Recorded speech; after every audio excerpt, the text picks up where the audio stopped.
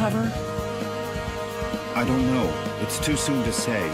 We should let him rest. There are thousands of bodies piling the streets. He's been very feeble for weeks. He can't get up. He doesn't speak. Do you think we should call a doctor? Call a doctor? Here? You're right. Let's just hope he wakes up one of these days.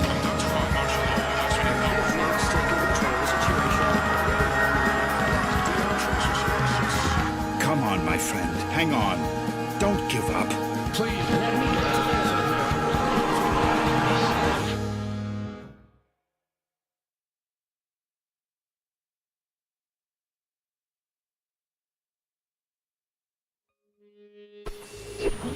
Wake up, Michael. Come on, you have to wake up.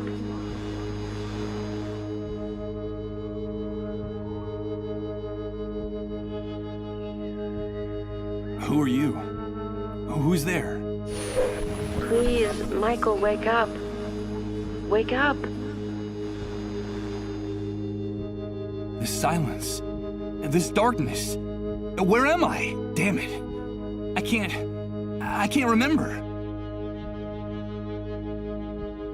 What's happening? What is this place? Please, tell me. Michael, please wake up. You have to wake up. Michael? Is that my name? Please tell me where I am. I can't remember anything. Where are you?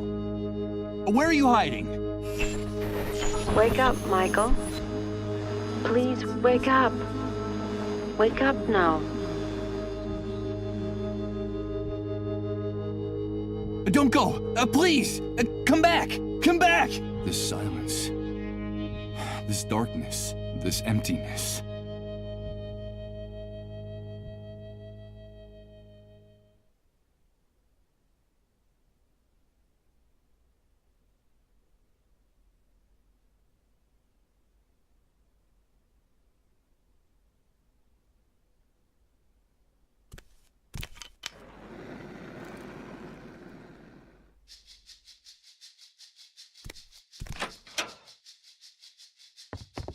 Good morning. I hope you're feeling better. But... Now don't be alarmed. I'm glad you feel strong enough to get out of bed. That's wonderful news. I must say you're looking much better, considering what you've been through, of course. Who are you? Ah, yes, of course. Forgive my manners. You've been with us for so long that I forgot that you don't know who we are. Allow me to introduce myself. My name is Rod Atkinson. I was the director of the Municipal Property Registry before, well, you know, before the world collapsed on us. Pleased to meet you, Mr. Atkinson. But... where am I? What is this place? You are in what I venture to call our home, our humble, hopefully temporary home. This is one of the many trailers that make up the refugee camp. And believe me, we can consider ourselves lucky to live between these four walls. Most of the inhabitants of this hellhole, excuse my crude language, have nothing more than plastic tarps and cardboard for shelter. Wait a second. Did you say refugee camp? Yes, of course. The Facility for Temporary Accommodation of Disaster Victims is what they called it. You know, after the army declared martial law following the catastrophe. You look a little confused, if you don't mind my saying so. Do you really not know what I'm talking about? I don't know. I'm afraid not. Let me ask you. Can you tell me what I'm doing here? Yes, of course. I think we owe you an explanation. A few days after the Great Wave, we found you lying in a ditch near the airport. You were badly injured and unconscious. We couldn't just leave you there. Someone had already stolen your luggage and identification. It was awful. So we decided to take care of you ourselves and brought you here. You've been with us ever since. By the way, I should tell you that when we found you, your clothes were ripped to shreds, so we threw them away. The clothes you're wearing now are mine. You'll find more things in that wardrobe. If you need anything, just help yourself. Thank you, Mr. Atkinson. But You said with us. Who else lives here? Ah, yes, of course. I still haven't properly introduced my family to you. Now is a bad time, but I promise to make proper introductions later.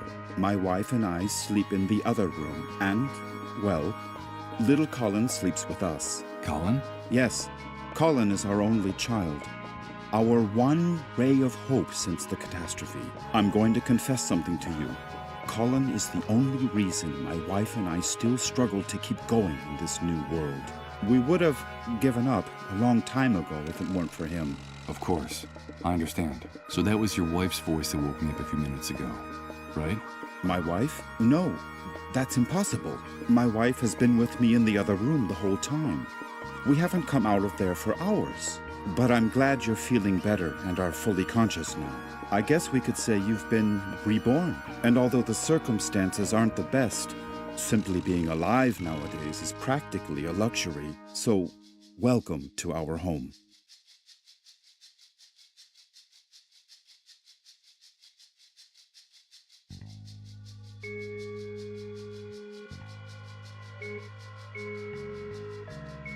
The Great Wave? What are you talking about? Well, what would I be talking about? That damned, excuse my language, explosion that brought ruin to all of us. The origin of this filthy new world that now seems to be our permanent reality. But do you really not remember? Do you really not remember anything about all this? I feel a little weak and dizzy, Mr. Atkinson. Excuse me. I'm afraid I can't. I can't remember a thing. I see. There have been many cases like yours in the camp. Try to rest and not to get too agitated. Well, there's one thing I can tell you. You can consider yourself fortunate. There's nothing nice to remember about recent times, believe me. From what you've told me, I see that you've saved my life. I'm very grateful, Mr. Atkinson. No, please. You don't have to thank us. We just did what we had to. It's our moral obligation to uphold the ethical principles of civilization in this new world. But call me Rod, please. And, well, we also did it for Colin, you see.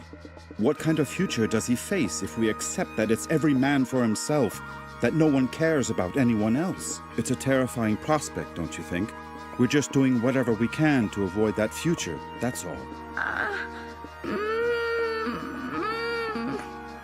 Rod! Rod!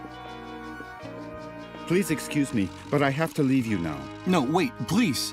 What's happening? Don't go yet. I'm sorry, I understand that you have a lot of questions to ask me, but now isn't the time. Believe me, I promise to answer each and every one of your questions in peace and quiet later. Sorry, but I have to go. Rod, please, quickly! Okay, all right. Now that you're feeling better, you can go out and take a walk around the camp. But please, be very careful out there. The world you knew before is gone. Heed my warning, don't touch anything. Don't talk to anyone, and don't get mixed up in anything. At least until someone explains to you how things work in this new world the Great Wave left us. Everything has changed so much. All right. Thanks for the advice. One more thing before I go. You've been with us for quite a while now, and we don't even know what to call you. What is your name? My name? Michael. My name is Michael. Very pleased to meet you, Michael. We'll talk again later, I promise. Michael. That's what that disembodied voice called me. That must be my name. Wake up, Michael. That's all she said. Leaving me in this immense void where I can't remember anything. Great Wave? New World? Refugee camp? But what the devil could have happened out there? I think it might be a good idea to go out there and take a look.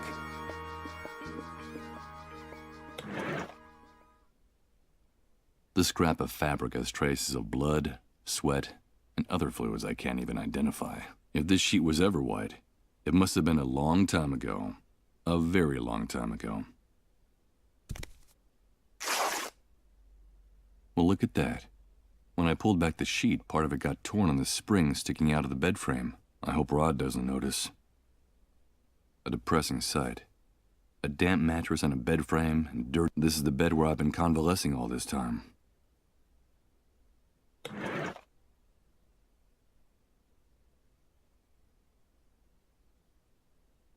With the glass in the door broken and that thick coating of grease lining it, I doubt anything's been baked in this oven for a long time.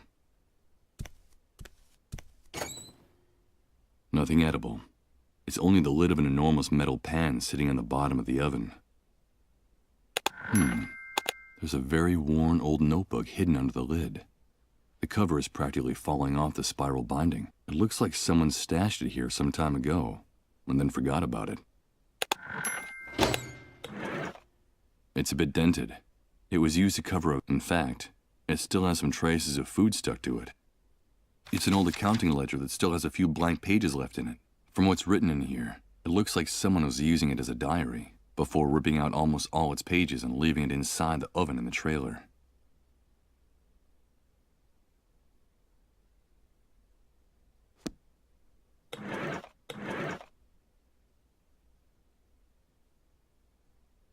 A pile of frying pans, plates, and dirty silverware waiting to be washed. Ugh, this place smells like a cheap, greasy spoon. This oil lamp is the room's only source of light. The flickering of the flame makes the room look ghostly, like in a dream, more like in a nightmare. I'm not going to snuff out this oil lamp. This place looks...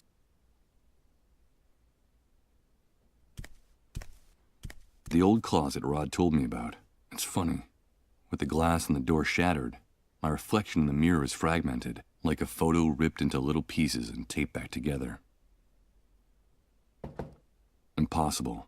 It's locked. I'm afraid my host forgot to unlock it before he left. It's an unframed snapshot, stuck directly on the wall of the room. 2 adults and a child smiling at the camera in what looks like an enormous yard. One of them is Rod, my host.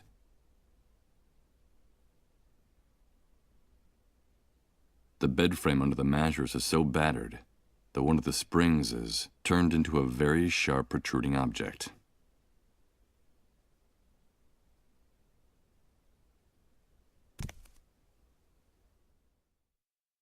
Good God, what the hell happened here?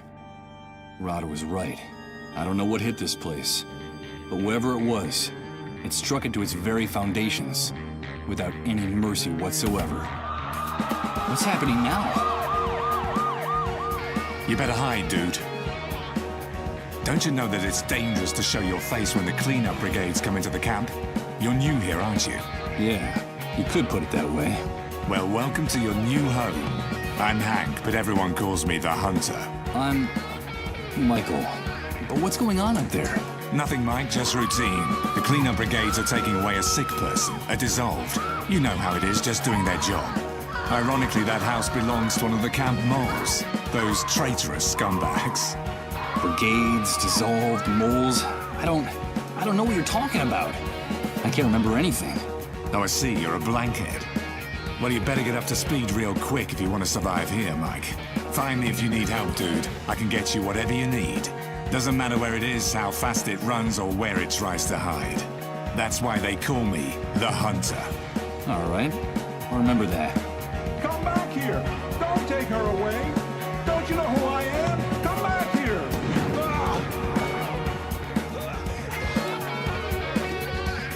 They shot that poor man in cold blood.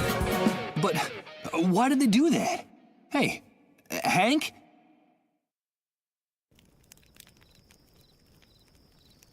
I'm afraid he's gone.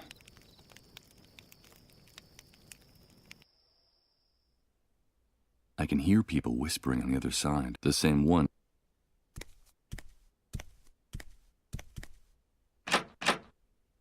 It's no use. This tangle of metal was a driver's door once upon a time. Time has left these hinges bent and rusted. There's no way I'm going to be able to break open this door with my bare hands. The half-scrap remains of a sports car that looks like a collector's item. From the style, it must have been worth a pretty penny a long, long time ago. But now, I'm afraid it's just scrap metal. It's the lot outside Rod's trailer. The ground is covered with something tells me it might not be a good idea to walk around here barefoot.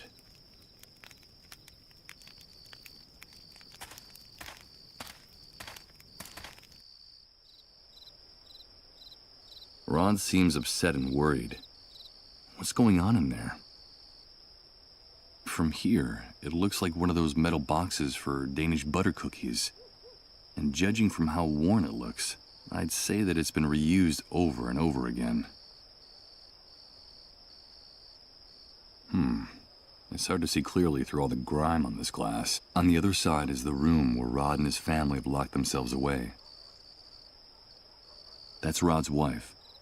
I heard her calling him from the other side of that door that just closed behind him. She looks worn out with those dark circles under her eyes.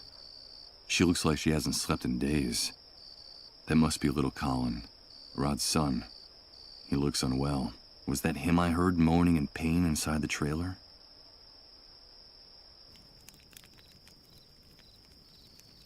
The enormous trailer that serves as a home for Rod and his family. I find it hard to imagine that this heavy old monstrosity ever traveled on the highway. A bunch of shacks, trying valiantly to stay standing in a sea of mud and trash. I can't imagine how it must be to live in one of them. A supermarket shopping cart full of plastic bags, ready to burst. This individual who looks like a bum never takes his eyes off it. And the swarm of insects fluttering around the merchandise don't either. Hey, you! Don't even think of putting your paws on that shopping cart! Stay away from my stuff, or I swear I'll rip your guts out with my bare hands! Okay, calm down. I won't touch anything. Someone improvised a bonfire inside that drum. Although the smoke starts to irritate the lungs pretty quickly, it seems like the only heating system the camp inhabitants have. He must be one of the inhabitants of the refugee camp. What the hell has he got in that shopping cart full of junk? Ouch! Damn it! I managed to rip open the sole of my foot in a rusty nail. Hey! It's not a good idea to walk around barefoot in this enormous trash heap. You won't get very far without shoes. Yeah, thanks for the tip. The tip is yours to keep. But if you come near my things, you're a dead man. Understood? Wait, I recognize you. Aren't you the guy Rod's been taking care of in his trailer all this time? Yes, I am. Do you know Rod? Of course I do. Everyone in the camp knows Rod. You owe him your life. Don't doubt that for a second. Nowadays, no one in his right mind would do what he did for you, for a total stranger. Yes, I'm very grateful to him. But tell me, can I ask you a few questions? I've been hearing about an enormous explosion, the Great Wave. What on earth are they talking about? What kind of question is that? Where have you been all this time? Sleeping in a cave? Well, you could say that. The Great Wave is the reason we're confined here like animals. The entire world went to hell in a handcart that day, and we went with it.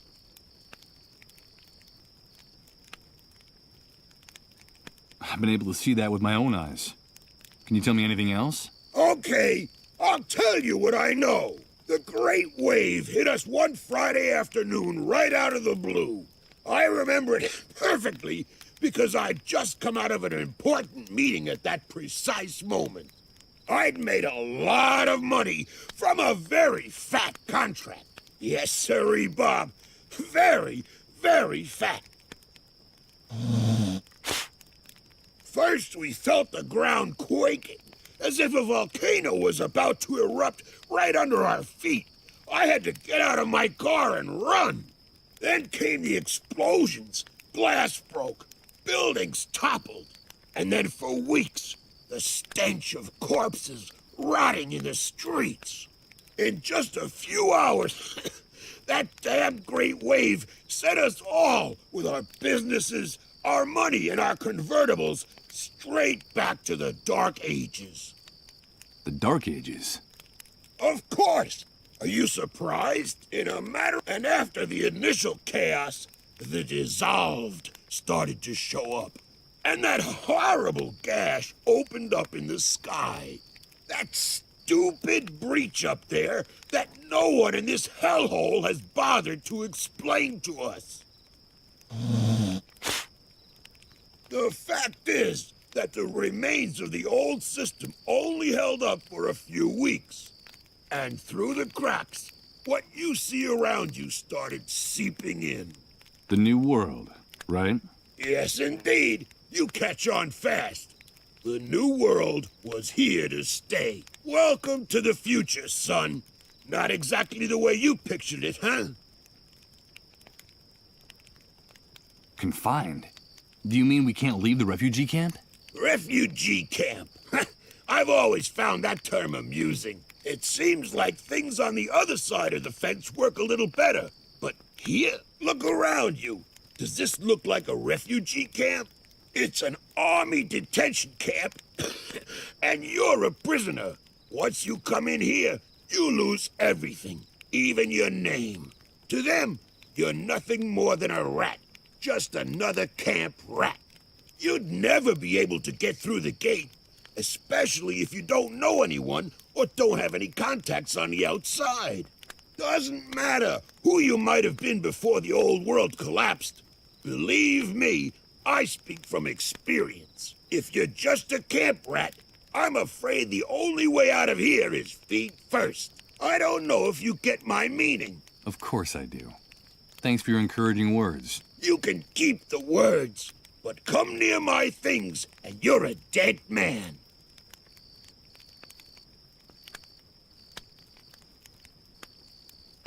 This shooting. Could you explain to me what just happened here? Explain what exactly? That show, the cleanup? Someone got too chatty and ratty. There's usually a pact of silence in the camp. No one likes to see one of their own in those ambulances. But in this case, the dissolved was a relative of one of the camp moles. Ironic, isn't it? But they shot a man. Yes, so they did. So what? The price of human life has gotten a lot cheaper lately. Did you say... Of course, the dissolved. But what the hell's wrong with you? Those people are a real plague. They're sick, and, so they say, highly Let me give you a piece of advice about them. If you see one, run the other way like he was the devil himself. Even if they don't give you that deadly disease or drive you crazy with their trances, the cleanup brigades will kill you for hiding one. You saw it with your own eyes. They don't even respect their own camp moles. A camp? A spy. And so they're scumbags, but very well-paid scumbags. And they have never trust a mole. They'll do anything to hang on to the favors the army gives them. Okay. You're welcome. But stay away from the shopping. Tell me about Rod Atkinson. Well, I don't know him very well, but they say he's decent enough. Too decent for the times we're living in. Did you know that before coming here, he was someone important? I think he worked for the government, and he still has some good contacts on the outside. But they're not good enough to get that stupid do-gooder and his family out of here. Stupid do-gooder? Well, you know how it is. Rod is one of those good Samaritans who he has helped a lot of people in the camp, but I think he's going to run into problems. I reckon that he's too weak for these times. I don't know how long he'll be. You said he had a son. A pretty good reason to hang on, don't you think? Yes, Colin. I haven't seen that kid running around here for some time. You know... I don't know. I still haven't seen him. His father told me about him. Well, I'm glad he's not anywhere near me. That brat doesn't have anything better to do than to try to snoop in my shopping cart. Well, I'll be going on my way. Good luck to you, pal. Just be sure to stay away from my...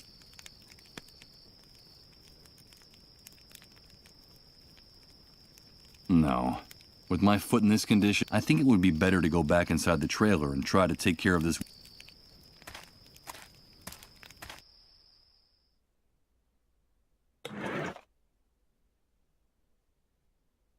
the old closet. It's like a photo. Impossible, I'm afraid.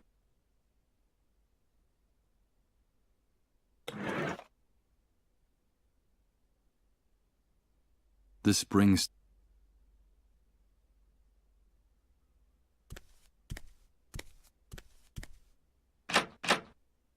It's no use.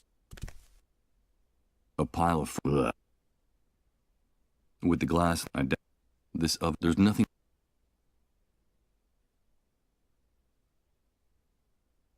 It's an too adult. The light from... I'm not gonna...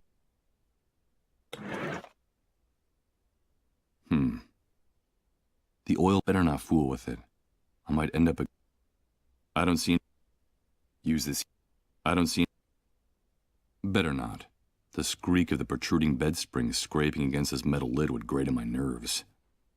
I don't think I'd get... I don't see...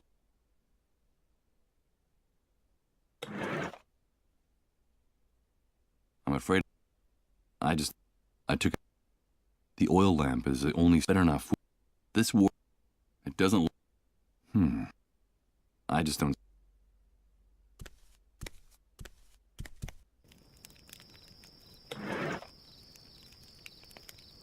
I don't quite see how I don't see anything. I don't... On a piece of... Use this here? I'm afraid... Let's see. I could swear that the lid is just the right size for this drum. Perfect.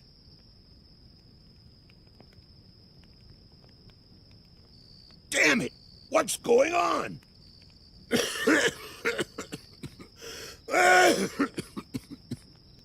This damn shithole is going to be the end of us. I'll have to do this quickly, before this man stops coughing. Well, let's see what we have here. Damn it! What's going on? Ugh. I don't see anything but rotten food, tattered clothes, and trash. Wait a minute. It seems like there's also a small billfold with a bunch of credit cards. This shithole is going to be the death What the hell is this guy doing with so much plastic money? These are the charred and misshapen remains of a bank card. I doubt it can be used in this condition, assuming there's anyone capable of finding a cash machine working. In this hellhole anymore. I have no one. There's nothing else. This guy's a no. And... Damn it! What's going on? Impossible. I'm afraid it's no use. Let's see if I can do this. Good. The mechanism gave way in the first try, but the card is trashed. For my sake, I hope that guy outside never finds out about this.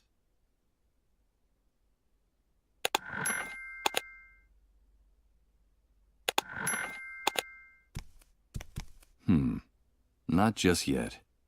I'm grateful to Rod for his hospitality, but these old shoes don't look very clean. It won't take more than a few hours for the wound on my foot to turn really ugly. And the last thing I need now is a serious infection. White, folded, with a scent of fabric softener. It's sad, but this pillowcase is the nicest thing I've seen since I woke up. A high-proof whiskey, and by the looks of it, an expensive one. The bottle was hidden in Rod's closet. I suppose that despite his apparent strength, that man needs to escape his problems from time to time. For now, it's just a pillowcase. I don't see any point in soaking it in liquor. The pillowcase is... Putting this fabric... I don't see... Okay. Let's see how well this protruding bed spring can cut.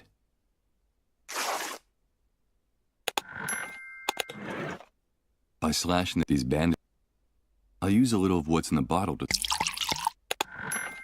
A handful...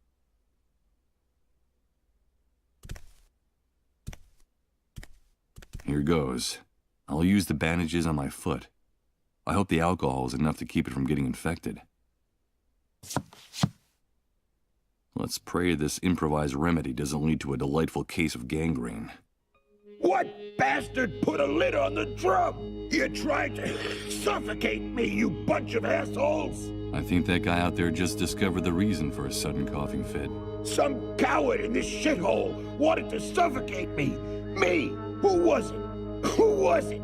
Come back here so I can give you back your lid, you son of a bitch!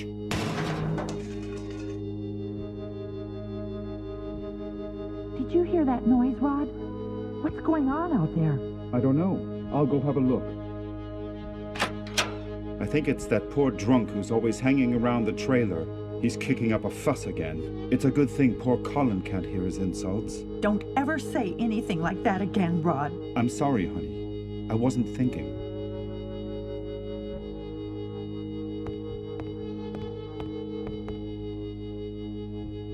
What are you doing here? Get out of here! You've no business being in this room! Rod, I'm sorry.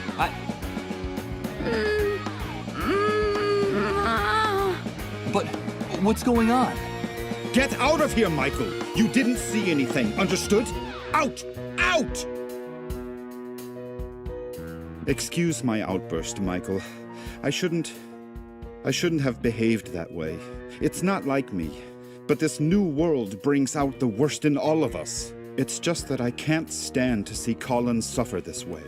So for your own good, please, stay away from this room. Away? Why? It's no use trying to hide it. You're bound to find out sooner or later. Colin is very sick, and the authorities claim his illness is highly contagious. Highly contagious? Is he one of the dissolved? Michael! I won't let anyone use that word in my house! Yes, Colin caught that damn disease.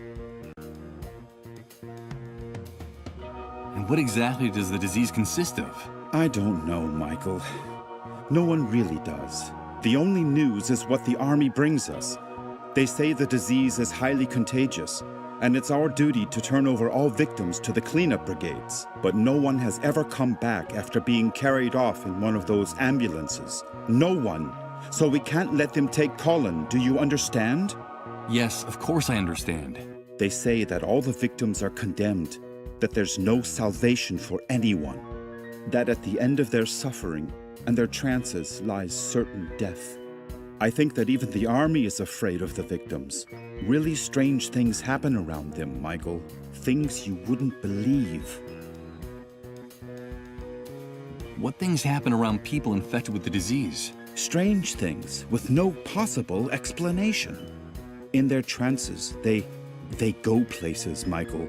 They bring back information. They know things. They talk to people who are no longer with us. And we've been living like this for weeks. The things that are happening around Colin are getting more and more confusing and hard to bear. Talking to the dead? Jesus. This man's nerves are shot from the exhaustion and stress. But how did Colin get infected? We don't know. No one knows how the disease is spread. The only thing we know is that the disease appeared after the catastrophe, and that it's spreading like wildfire. So the Great Wave brought the dissolved with it? Yes, but don't use that word again. Not in this house, anyway. It's so cruel and disrespectful. In effect, that's the only thing we know for sure about all this insanity. The Great Wave took everything from us and left us with this epidemic. What's happening to Colin is terrible. If only there was something I could do. Well, Michael, you can help us. I'm convinced that our finding you was no coincidence. You've got to help us.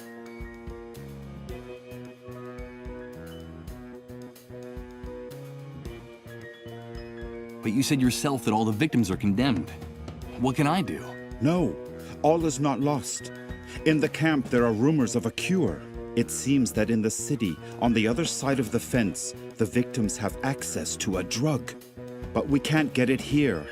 And my contacts out there, well, let's just say they can't do anything to help. So there's a drug that can cure them? Yes, but they say that producing it takes a long time and is very expensive. And so it's reserved for city dwellers who can afford to pay for it. Get us that drug, Michael. I beg of you, please. Colin's time is running out. Getting involved looks dangerous. I saw that shooting out there. There's also the possibility of infection. Infection? Are you afraid for your life, Michael? Without our help, you'd be dead right now. Dead. Don't forget that. What's more, I could help you in return. I could help you get back what you lost. Don't you see? Give me back what I lost? But you hardly know me, Rod. I know the essential part, Michael. I know that you're a blankhead. Blankhead? What the devil does that mean? A blankhead is a person with no memories, who can't remember anything. It seems that the Great Wave had an enormous neurological impact on certain people, Michael. You're not the only one, or even the worst case. There are people who even forgot how to talk and how to walk after the explosion. Some ended up dying of starvation. They forgot what food looked like, how to chew it, even that eating was a necessity. You can consider yourself lucky. You still remember how to keep yourself alive. And that's the important thing. The natural recovery process is slow. It can take months, if at all. Listen to me, Michael. A man without memories is just a shadow. Or even worse, he's nobody. I still have some contacts out there. I was an important man in the municipal government. I could trace your name, your data in public records, your fingerprints. I could restore your whole life in the blink of an eye. But please, help us. I'm grateful for your help, Rod, and for everything you people have done for me. But listen to me, Michael. We know that it's possible that our son is condemned to die. In fact, my wife and I have everything prepared for when he leaves us. Our child is the only thing that keeps us holding on in the new world. Nothing would have any meaning for us without him. So if there is even the slightest chance of saving him, we are prepared to do whatever it takes. Please, Michael, help us.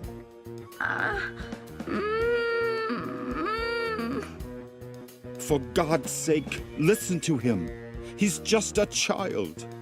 Rod, come in here, quickly! Bring us that cure, and we'll help you get your life back. Colin is our only hope in this new world. Help us save our future, and I'll give you back your past. I promise you.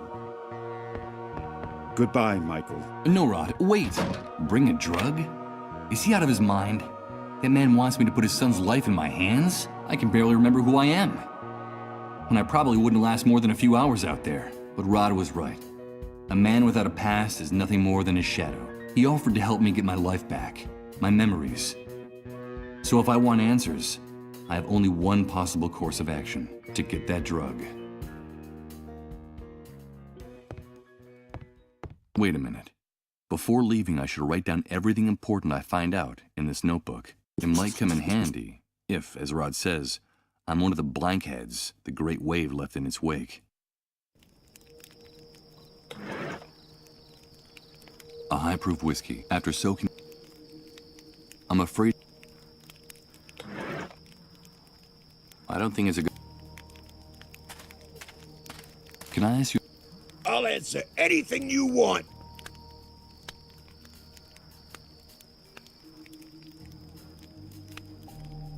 Can you Oh, I... First thing... The dark... Oh, and that... The... Yeah, well...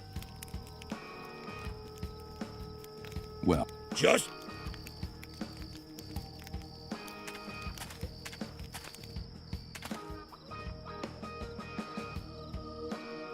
A quick glance at these tents is enough to make you realize how forsaken these poor people are, confined against their will inside the camp. Although it looks hastily and shoddily built, it's surprising to see a brick-and-mortar building amid all these shacks in the refugee camp. No doubt this must belong to someone important, or with very good contacts in here. It's the enormous fence around the perimeter of the camp, with surveillance from the towers and on the ground. This barbed wire fence intensifies the feeling of claustrophobia in here, making it even more suffocating.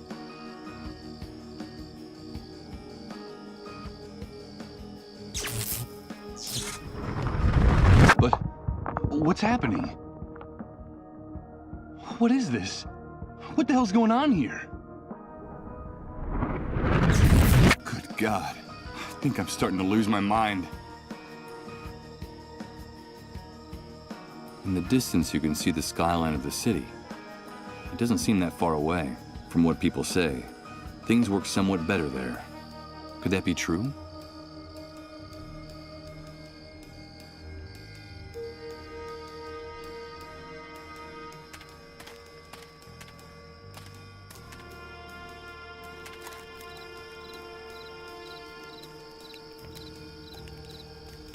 Another camp inhabitant. He seems quite elderly. What's he doing here all by himself? Hello. Hello, son. Would you like to get a little closer to the fire? Thanks, mister. This is a rather isolated part of the camp. What are you doing here? Well, I'm waiting. That's all. Just waiting. You're waiting. And what is it you're waiting for exactly? Nothing in particular. The usual. For the fire to go out, for sunrise, for it to get cold again. I'm waiting for something to change, or for everything to stay as it is. I'm just waiting. You're too young to understand. It's starting to get cold. Where's your tent? Or your trailer? Yes, I had a tent once. They issued me one when I decided to enter the refugee camp after the Great Wave. The trailer was out of the question. They went to the families with the best contacts. Now, you know how it is. Even in purgatory, some people are more equal than others. You say that you decided to enter the camp. Does that mean that people weren't forced to come here? No, of course not. Why would they have to force us? The catastrophe hit the city hard. Those of us who had lost our homes were invited to come here. In principle, it was temporary, just until the authorities got the situation under control and started rebuilding. We used to have food, water, and a place to sleep. But now it's more like a prison camp than a refugee center. What happened? I don't really know. I guess something went wrong. The new housing they promised us never got built. And in the end, the army ceased control of the camp. The food ran out, and then the water supply. Nobody bothered to replace them. Seems like our lives didn't matter anymore. I see. In time, things in here started to get very ugly. There were riots, uprisings, and the army decided to close the gates of the camp without any notice. One day they decided that no one could enter or leave here. Well, actually, people still could. Enter, that is. Now, this is where anyone who gets in the way in the city ends up. Or anyone they don't know what to do with. So, this has turned into something like a concentration camp. That's right, son. That's exactly what it is. You know, it's funny. I remember when my father told us about the war in Europe, about all the persecution, deportations, those overcrowded cattle cars. That all sounded to us like an old movie, an old horror movie. And look at us now. I guess some things never change. They just stop being visible for long enough for us to forget about them.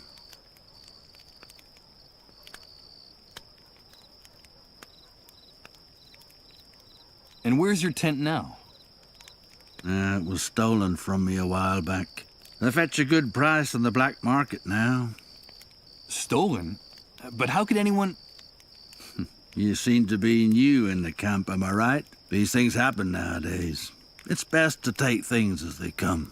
The reality of the new world is very simple, son. The soldiers and the moles do whatever they like on this side of the fence.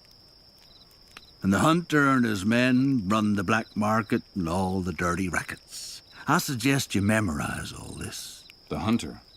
I've exchanged a few words with him, but I hardly know him. Yes. The man who protected me during all the shooting. He seems like someone with good connections and some answers. Could he know anything about the drug for treating the dissolved? Do you know where I can find him? You can find him in those barracks at the back. That's his... well, let's say it's his logistics office. Now, the hunter is very dangerous. Watch your step around him and his men. I happened to meet his father when he was young. He was a violent, degenerate son of a bitch. A real asshole. And I'm afraid his son has followed in his footsteps. Let's talk about something else. So tell me, is there any way to get out of the camp? I'm sorry, son. The only way to get out of this camp is to know someone important who can pull strings for you. Or to become a camp mole. Those traitorous scumbags have gate passes. I see. I'm not surprised you want to get out of this shithole. You've no doubt got something to do or someone to find out there. Well, they say things are better in the city. That there's order and that things are starting to function again. But who knows? Well, at least they have Reverend Blake and the consolation of Suicide Park.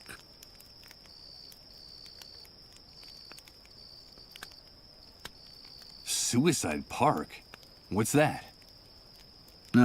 Just a song that drifts into the refugee camp from the other side of the fence now and then. And the first dark stars come out to hang from the sky. We could sit and count them together, you and I, when the sun departs from Suicide Park. I'm sure you still have some hopes, some dreams. I'm afraid you're just too young to understand it.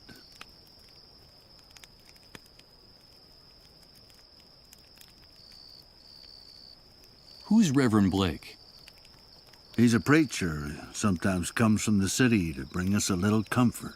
Now, some people make jokes about him, but many of us believe that he's a prophet. You should hear him speak sometime. His words etch themselves deeply into your soul. That's why he has so many followers inside and outside the camp.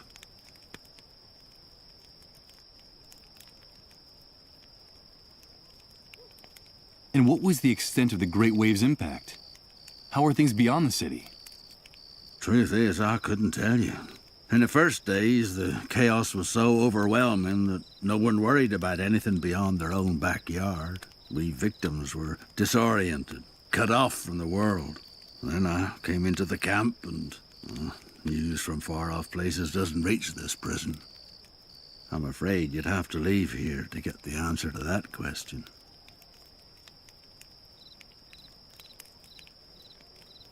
I should be going on my way. Have a pleasant wait, mister. Dozens of stored drums stacked chaotically. What the devil could be in them? And who might want to keep them here? This bright light leaves no doubt about where the entrance to the building is. There are some insects fluttering around it that end up getting scorched by the heat and dropping dead. Another brick-and-mortar building. That's the second one I've seen inside the camp. These structures stand out like mansions in the misery that dominates this place. Its owner must be someone important.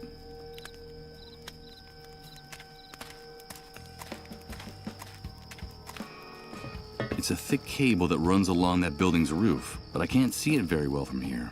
It's too high. Someone placed a bunch of those rusty drums up against the wall. Ugh. They smell like liquor and industrial oil. Oh, Jesus. The cocktail of odors is nauseating. Okay, here goes. It's impossible to budge these drums at all. I don't know what they contain, but whatever it is, it weighs a ton. These drums are full and sealed.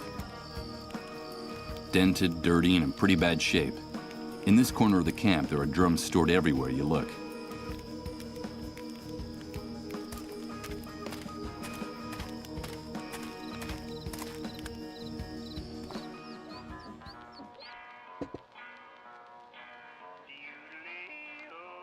It's a bunch of open beer cans, dented and empty.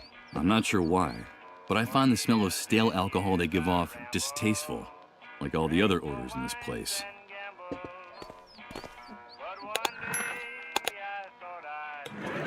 A bunch of empty aluminum cans, lightweight and tinny. They're used and empty. He's behind the bar, and he serves the drinks. Now, I don't claim to be clairvoyant, but I'd swear this guy is the owner of the place. What are you having, pal? Nope. I'm afraid I don't have any cash on me. That's no problem here. We don't only accept cash, we also barter. We accept anything of value. That excludes checks, naturally.